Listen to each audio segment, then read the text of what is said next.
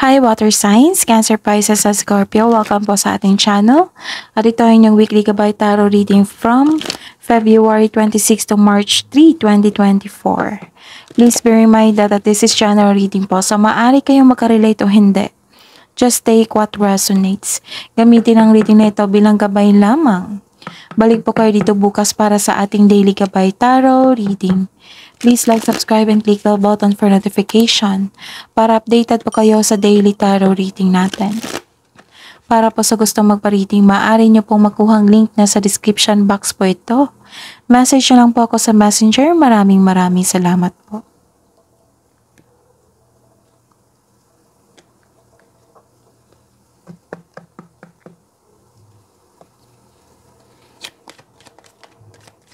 Spirits guides, ano po ang ganap for this week, February 26 to March 3, 2024 para po kay Cancer, Pisces, and Scorpio. May nakita ko dito, parang nag-comply kayo ng requirements. Pumunta kasi kayo ng malaking building, pwedeng government agency, university, simbahan, malaking simbahan, pwede din hospital. Basta po, may inaasikaso kayo. And some of you na nagpahinga, nag-iisip, medyo malungkot kayo dito eh. Pero some of you parang may naalala kayo. Nagkaroon ng isolation. Ano pa po ang ganap sa week na ito? Para po kay Cancer, Pisces sa Scorpio ngayong February 26 to March 3, 2024. Okay. You're seeking clarity. Pero, nalaman nyo. May nalaman kayong sikreto, nagkaroon ng clarity. At some of you nag-aaral dito eh. Nag-aaral, tapos, nag-aaral kayo para may makuha kayong knowledge. Nagkaroon kayo ng learning.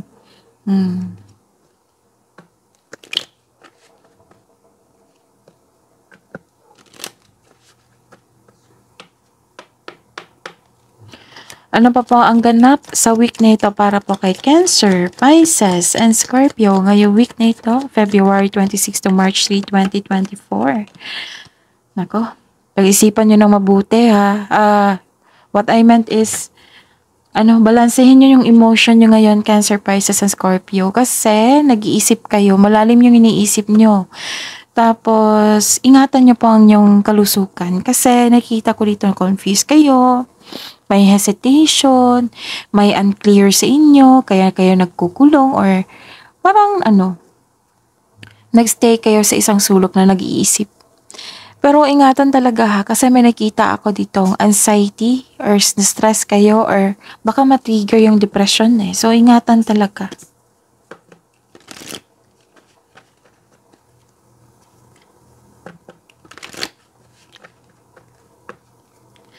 Spirits guides, ano po ang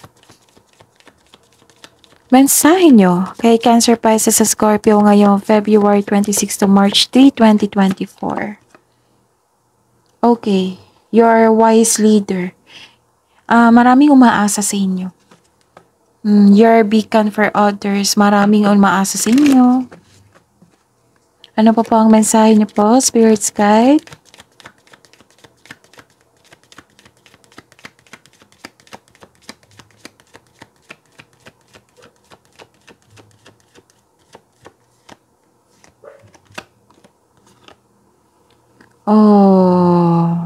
Kaya pala. Instead of overthinking or overanalyzing the situation, sabi po ng card dito na lie back, rest, and relax.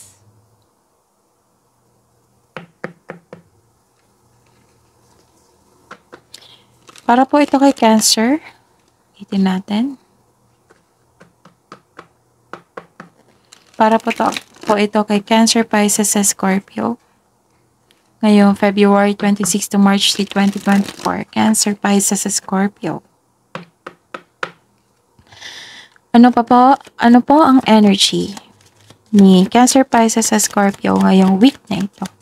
February 26 to March 3, 2024. Energy. Bilis. Clarification po sa card na ito. Spirit's Guide.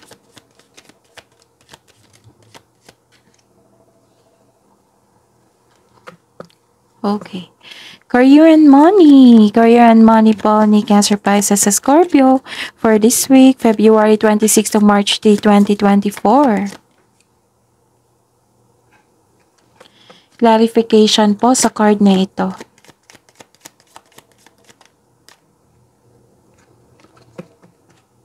Clarification po sa card na ito.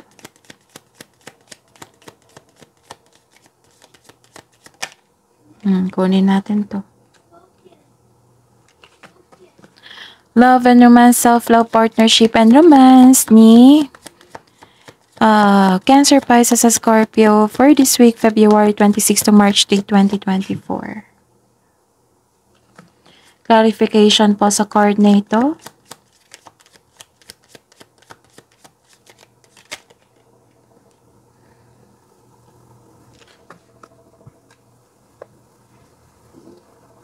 By the way, Cancer, Pisces, sa Scorpio, please visit our channel po. Andun po yung separated video nyo po, Cancer, Pisces, sa Scorpio. May mga bago po tayong upload doon, monthly Gabay Tarot reading, first, second half of the month, love reading. Tapos, yung sa mga hindi pa napanood yung 1 year, 12 months Gabay Tarot reading, uploaded po noong December 2023, so scroll down nyo lang po. Okay, maraming salamat po. Ngayong February 26 to March 3, 2024. Okay. Para po kay Cancer, Pisces, sa Scorpio. Bakit naman ganito? Okay. Mag-ingat po kayo kasi may tao dito na masakit magsalita sa inyo. May energy ako nakikita dito na isang tao na nasaktan kayo sa sinabi niya. Tapos may plano kayo. Oo, tapos nagkaroon ng hesitation. Kaya nagkaroon ng hesitation dito sa third card nyo. Nagkaroon ng hesitation. Na-confuse kayo, may unclear pa sa inyo. Gusto nyong sumugod or gawa ng aksyon yung mga plano nyo sa buhay. Pero parang susugod kayo, aatras kayo, ganun. Nagkaroon ng hesitation. So, kailangan nyong pag-isipan ng mabuti yan, ha? Ayusin nyo yung plano nyo. Kailangan solid plan talaga yan para magiging confident kayo. Pero kung may hesitation kayo sa inyong gagawin, so wag muna. Baka kailangan ng pahinga po dito. Tamang pahinga.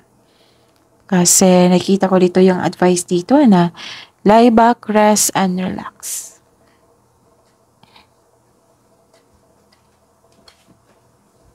And may sabi po dito na kung magawa po daw kayo ng plano, wag po daw i-rush. Kailangan nyong planuhin ng mabuti. Make the best choices. And pagpaplano and make the best decision. Kailangan nyo ng self-confidence po dito. Maging malakas, maging matatag.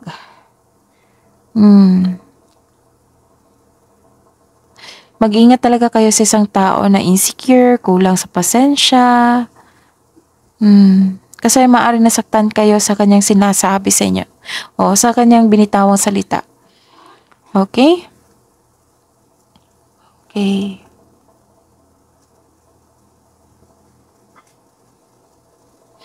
So, energy to ni maaaring okay.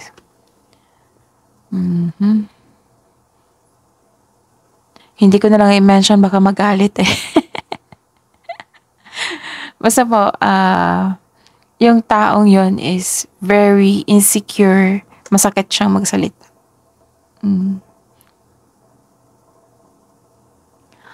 And, magkaroon ng ending with new beginning. Yung pagtatapos sa isang mapait na sinapit. Nagaganap ang pagbabago kung Naggaganap ang pagbabago kung ikaw mismo ay tanggap ang pagtatapos na ito. Actually po, yung magkaroon tayo ng unhealthy connection, attachment sa past, sa mga nangyari. Kung wala tayong acceptance or hindi kayo sumuko, mahirapan talaga kayo. Mahirapan talaga kayo. So, kailangan paano ba mag-move on? So, sabi ko, paano ba mag-move on? Paano ba mag-move on? Surrender. Accept the fact na nangyari na. Surrender, acceptance. Yan yung pinaka-importante talaga. Yan yung start sa pagkakaroon ng healing.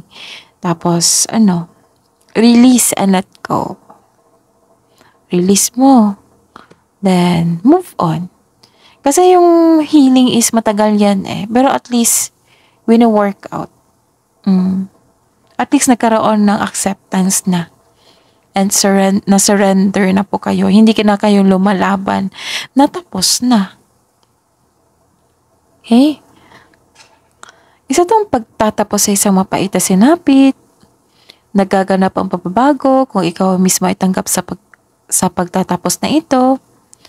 Ang pagsuko na ito ay lumilikha ng isang pakiramdam ng kapayapaan at pasasalamat. Wow. Diba?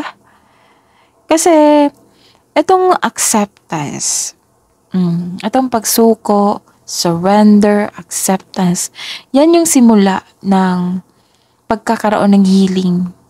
Diba ang sabi ko kanina na, lumilikha kasi ito ng pakiramdam ng kapayapaan. Diba ang gaan yan? Sobrang gaan yan. Diba, like for example, nagkaroon kayo ng pag-burnout, may burden. Tapos, nagkaroon ng pagtatapos. Tapos, nilalaban nyo. Kasi nagkaroon kayo ng unhealthy connection doon sa past nyo. Tapos, hanggang sa nag-decide kayo na surrender and accept the fact. Accept yung mga nangyari na. Diba, pag-process nyo yan sa healing process, magkakaroon talaga ng kapayapaan at pasasalamat. Kasi hindi na kayo nakakulong. Sobrang nasaktan kayo dito. Nakikita ko dito. Nasaktan kayo sa nabitawang salita or sa ginawa niya. Sobrang sakit nito. Parang binabackstab kayo sa likod. Pero at least nakikita ko dito ang yung beginning. Tapos na. Tapos na. May pagbabago na.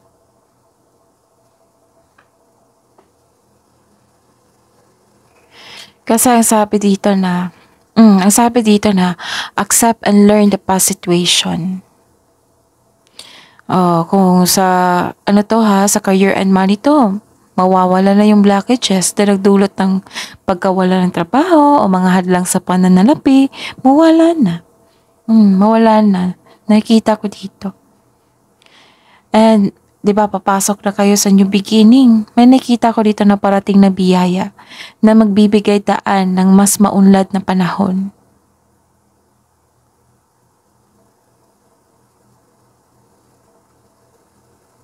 So, kailangan talaga dito ng acceptance and learn the past situation. And after nito, magkakaroon talaga ng healing eh. Basta sundin nyo lang ang process sa pag-move on. Alam mo kung mahirap. Mahirap yan. Kasi, pag may attachment, naku, ang hirap talaga yan. Kasi naranasan ko yan eh. Pero, process yan eh. Basta willing lang kayo. Willing lang po kayo. Okay? Ano pa? So, career and money. Wow. Kasi after nito, after this ending, nagkaroon talaga ng magandang new beginning. Nakita ko, magandang new beginning ito. Sa career and money nyo, pasensya na po sa ingay. Maingay po yung aso. Focus kayo sa akin ha, para may makuha kayong mensahe. May nakita kong expansion and growth dito. Ang ganda nito. Makikita mo na ang mga bunga ng iyong pagsisikap, ngunit maging mapagmasid. Kung may plano ka na, this is the time na gawin mo na ngayon. Tapos nakikita ko dito na ginagawa mo ng action ang matagal mo ng plano. for your own growth. Oh, may posibilidad na maglakbay kayo dito. Or ituloy mo na ang matagal mo ng plano. Like for example, mag-abroad. Kaya pala may nagpa-process dito.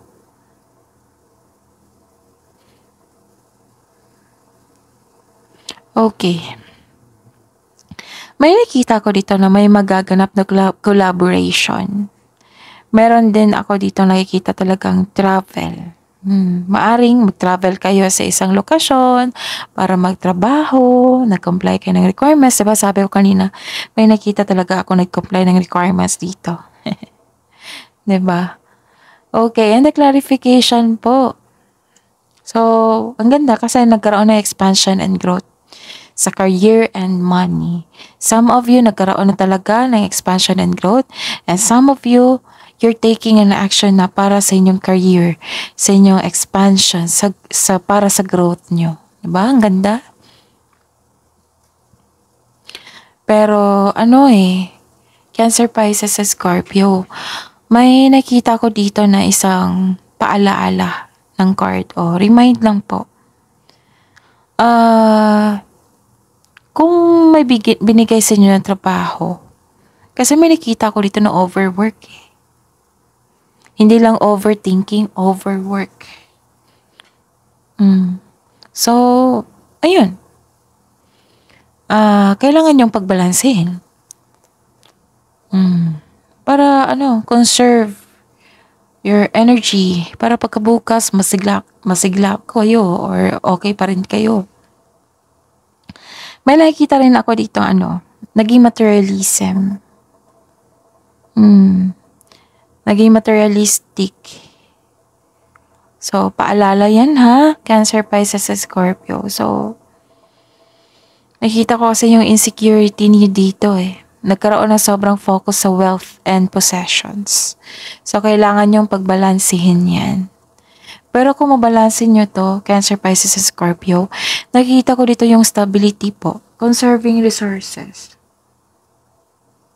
Siguro may gusto kayong bilhin. May gusto kayong gawin. Pwede din itong pagsobra sa trabaho Sobra talaga sa trabaho, pag-iisip. Kailangan talaga ng pagbalansa dito. Cancer, Pisces, Scorpio. Siguro kasi may nakita kong wise leader dito. May binigay sa inyo na leadership role. Na maraming umaasa sa inyo kaya nagkaroon ng pag-overthink or overwork. Overtime. Okay? And sa love life, self-love, partnership, and romance ni Cancer, Pisces, sa Scorpio. Paalala na naman. Reminder po, Cancer, Pisces, and Scorpio. Please, huwag kayong mag-claim ng negativity. Negativity. Huwag kayong mag-negative affirmation. Sa mga bago dito, huwag kayong mag-ganyan. Remind lang po. Kasi nakita ko dito naging negative yung iniisip nyo Kasi parang may nangyari na hindi na akmasan yung plano. Tapos nagiging negative na. So, huwag nyong i-claim yan. Mas lalong nyong ma-attract yung negativity po kung i-claim nyo yan. Lalo na sinasabi nyo talaga, i-recite nyo talaga na, huwag nyong hayaan. Huwag nyong pahirapan yung sarili nyo. Kailangan nyong, mag-positive affirmation para mag-invite ito ng blessings. Diba sabi ko kanina dito sa inyo na may nakita ko dito na parang nagkukulong or nagkaroon ng space, nag-iisip, nagkaroon ng stagnation na nakikita kong yung loneliness. Ito yun, clarification. Kailangan yung mag-reflect po. Ito yung sabi ko sa inyo, diba, reflect na surrender. Accept the fact na nangyari na. Tapos, ayun, take care of yourself, take care of your health. Medyo di okay yung relationship nyo sa inyong partner, sa inyong family. Or, may ganap na delay kaya kayo nainis. Nainis kayo dito na nalungkot kayo sa delay. siguro excited kayo. Tapos nalaman yung delay. Ayun, na bad trip kayo.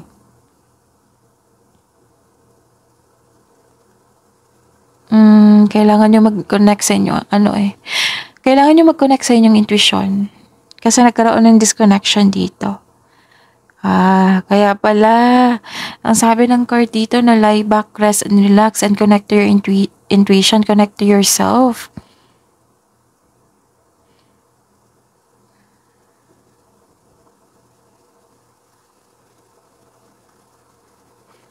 So bakit nawalan kayo ng gana dito? Baka nabibigatan na kayo dyan. Cancer, Pisces, Scorpio. So, share nyo sa comment section natin. Para may ibsan nyo or i-comment nyo, what I meant is, ilipat nyo sa page ng journal nyo. Makakatulong talaga yan. Ilipat nyo, tapos mag-meditate kayo, tapos kung may mag-response, intuition nyo yan. Tapos, may nakita ko dito na, kung buntis po kayo, kung may kasama kayong buntis, sabihan nyo na magdobleng ingat. Kung maaari, maagang check-up ay kailangan. Kung maaari po. Tapos, alagaan nyo ang sarili nyo. Cancer, Pisces, sa Scorpio, kasi nag-focus kayo sa hindi nyo na makontrol eh. Nag-focus kayo sa hindi nyo na control. Lalo kayong ma-stress niyan. So, focus kayo sa makontrol nyo. Huwag kayong mag-focus sa hindi nyo na control. Kasi, ayun. Kung focus kayo sa hindi nyo na makontrol, mas stress talaga kayo niyan. Okay? Seek help also. Kung pwede, i-share mo yan sa kapwa nyo dyan. Yung genuine person na hindi judger. Kasi nag-overthink kayo dito eh. Kailangan nyo talaga ng kausap. Kung wala kayong kausap, journal po. Connect. Connect your intuition also. Okay?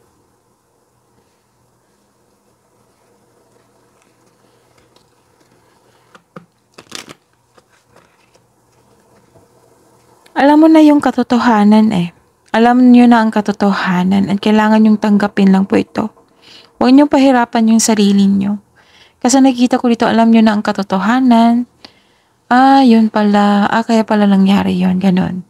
Tapos, huwag na mag-overthink. Pahinga po ang kailangan dito.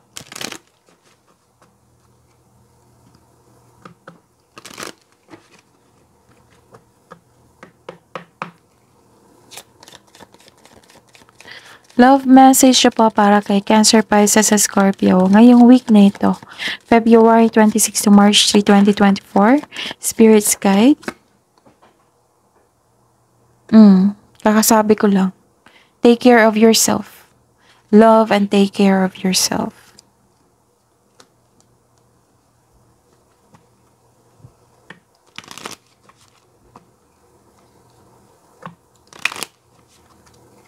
Ano pa po ang mensahe nyo pa para sa mga single? Spirit's Guide.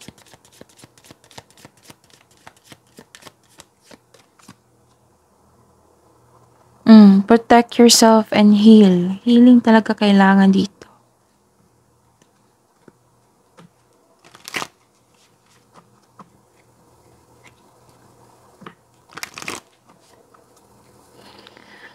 Love message siya po para po kay Cancer, Pisces, sa Scorpio.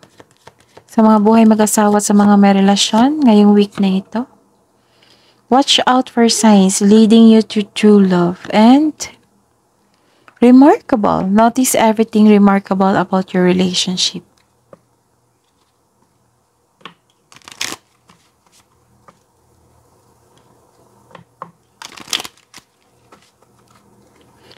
Kabuang love message siya po. Spirit's Guides para po kay Cancer, Pisces, and Scorpio for this week. Look to your inner strength. You are stronger than you realize. And appreciate this moment. Every situation is an opportunity to grow and find love.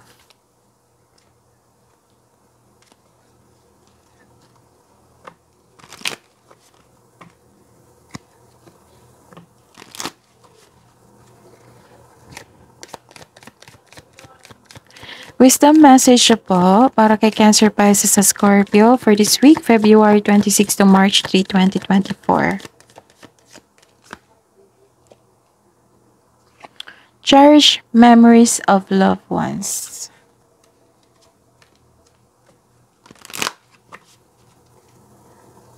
Ano pa po ang mensahe? Wisdom message po.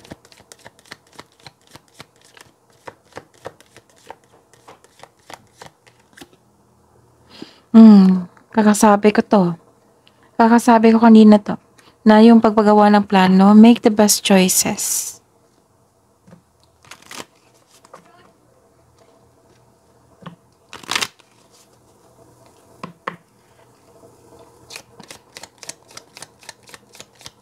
Spirits, guys, angels, archangels, guardian angels. Message na po para po kay Cancer, Pisces sa Scorpio ngayong February 26 to March 3, 2024. Your connection to music is healing for yourself and others. Makinig kayo sa music kung kayo nag-lie back, rest and relax. Kailangan ng rest dito. Okay? Kasi some of you malungkot. And some of you sobrang pagod sa trabaho kasi sobrang tutok sa trabaho. So, ang sabi dito na kailangan nyong mag-connect sa music. Your connection, yung makapag-relax inyo ha. Piliin nyo yung music. Na, wag yung music na yung broken-hearted, yun. Wag kayong makinig sa ganyan. Oo. Kasi nagre-relax kayo 'di ba? Pag, syempre, yung music, kailangan natin na intindihin yung lyrics, 'di ba? So, wag kayong makinig sa yung magbibigay ng alaala sa past, na hindi maganda, yung music na, pwede yung relaxing music, na makapag-relax sa inyo. Yung makapagbigay sa inyo ng positive energy. Like for example, for healing. Meron dyan, marami sa Spotify, sa YouTube.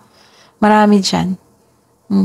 Yung makapag-enhance sa inyo, makapagbigay sa inyo ng positive energy. Huwag yung malungkot. Huwag yung malungkot, broken-hearted, yung may hatred, huwag ganun.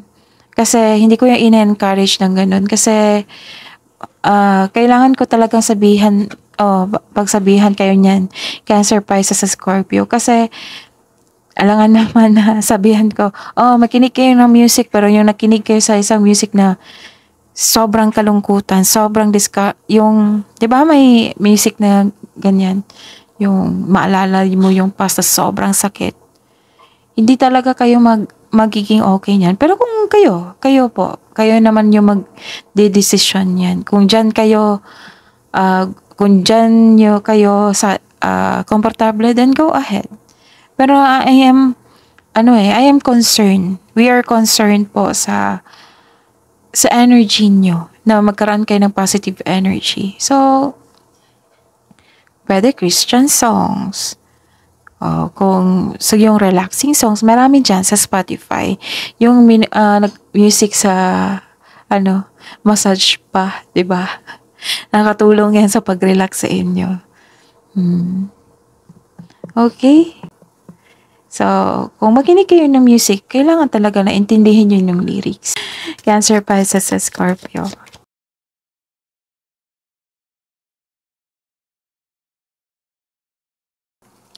May career change po ako nakikita dito. You're embarking upon a career change that brings you the joy and abundance you desire and deserve. Wow, career change na maghahatid ito ng abundance at kasiyahan.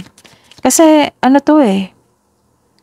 achievement, desire kasi sa career change nyo. May desire kayo tapos moment na sabi po dito na deserve mo itong ma-receive. Spirits, guys, angels, archangels, guardian angels. Mensahe niyo po para kay Cancer, Pisces sa Scorpio for this week. Komportable talaga ako mag-share dito kay Cancer, Pisces sa Scorpio. Look. Leadership na naman. Sabi po dito ni Archangel Gabriel, it is time for you to assume your leadership power and position and lovingly guide others. And my victory, ang ganda, ang daming blessings Victory, sabi po ni Archangel Sandalphon, your prayers have been heard and answered. Have faith. So don't worry kasi I will try my very best na mabigyan kayo ng wisdom message para magkaroon ng healing din to guide you. Pero at the end of the day, kayo po ang magdesisyon sa buhay niyo. Okay? So, ayun. That is your reading for this week, February 26 to March 3, 2024. Cancer, Pisces, Scorpio. Please like, subscribe, and click bell button for notification para updated po kayo sa daily tarot reading natin. Maraming salamat.